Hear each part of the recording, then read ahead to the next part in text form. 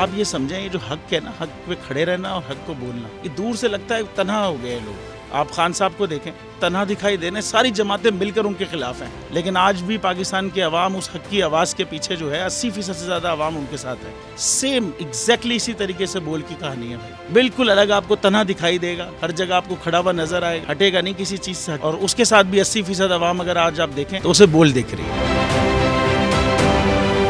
जाली केस है ना, ये हम पे उस वक्त बनाए गए थे जब हुकूमत यही थी, इन्हीं लोगों की हुकूमत थी ना। और ये जाली केस, इनको मैं नहीं कह रहा इस केस को जाली केस, इनको पाकिस्तान में क्या पूरी दुनिया में एक ऐसा शिकायत कुंदा नहीं मिला, एक ऐसा कंप्लेनेंट नहीं मिला जिसने ये कहा हो कि हमारे साथ फ्रॉड हुआ है। तो ये खुद ही बन गए कंप्लेनेंट और ये खुद ही इन्होंने खुद ही इन्वेस्टिगेशन की, उसकी खुद ही तफ्तीश भी की, यानी कि कंप्लेनेंट भी है, इन्वेस्टिगेशन ऑफिसर भी है। और इन द एंड इन्होंने फिर उसके बावजूद ये कोर्ट में जमा कराया कि जी ये केस जाली केस था और इसमें किसी किस्म जो कुछ एग्जैक्ट कर रहा था सब लीगल। ये मेरी बात नहीं है, ये इनके इन्वेस्टिगेशन ऑफिसर की बात है।